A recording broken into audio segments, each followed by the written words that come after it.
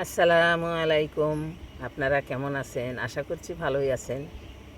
গত দিন থেকে একেবারে উপকূলীয় আবহাওয়া বিরাজ করছিল। অনেক ঝড়, কারেন্ট ছিল না। যাই হোক, রান্না তো করতে হবে। তো আজ আমি নদীর ট্যাংরা মাছ সাজনা আলু দিয়ে রান্না করব। এই যে ট্যাংরা মাছটা কেটে ধুয়ে নিয়েছি, সাজনাটাও কেটে নিচ্ছি, আলুটাও একটু মোটা করে কেটে নিচ্ছি, ঝোল করবো তো। আর করলা দিয়েছি একটা। করলা ছোটোবেলা থেকে অভ্যাস, সাজনার সঙ্গে করলা দিই, দিলে মনে হয় যে ভালো লাগে, খুব স্বাদ লাগে। আর না দিলে মনে হয় যে কিচ্ছুই দিইনি, স্বাদ কম। মানে মানুষ অভ্যাসের দাস তো। যাই হোক, চলুন আমরা এখন রান্না করি।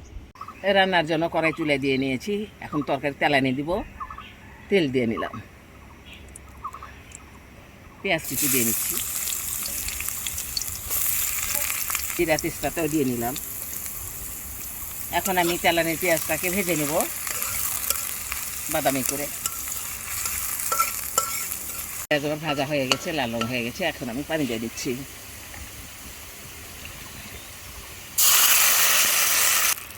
এখন মশলা দিয়ে নিব।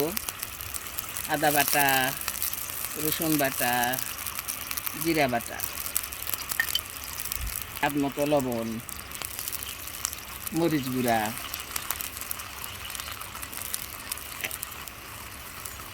ধনিয়া গুঁড়া, হলুদ গুঁড়া।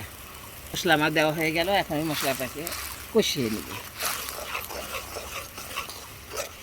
আমার হয়ে গেছে। এখন আমি মাছ দিয়ে নিচ্ছি।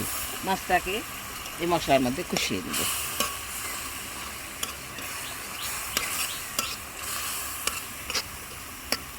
নিয়েছি, কষানো হয়ে গেল। এখন আমি উঠিয়ে নেব। মশলা থেকে উঠিয়ে নিলাম। এখন আমি ওই সাজনা দিয়ে নিচ্ছি, আলুটাও দিয়ে নিচ্ছি। আলুটাকে আমি হলুদ লবণ দিয়ে ভেজে নিয়েছিলাম। এখন আলু, সাজনা, করলা সব আমি মশলার মধ্যে সুন্দরভাবে কষিয়ে নেব। মশলা কষানো হয়ে গেছে। এখন আমি পরিমাণ মতো ঝোল দিয়ে নিচ্ছি। তরকারিতে আমি পরিমাণ মতো ঝোল দিয়ে নিলাম।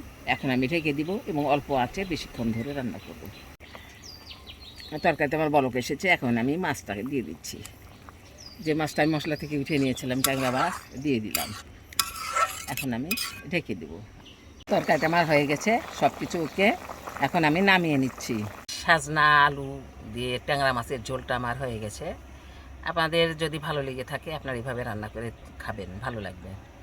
এক এক পরিবারের খাদ্যাভ্যাস এক এক রকম। আপনাদের যদি এটা ভালো লেগে থাকে, একদিন রান্না করে খেয়ে দেখবেন, ভালো লাগবে আশা করছি। আপনারা সবাই ভালো থাকবেন, সুস্থ থাকবেন। আল্লাহ হাফেজ।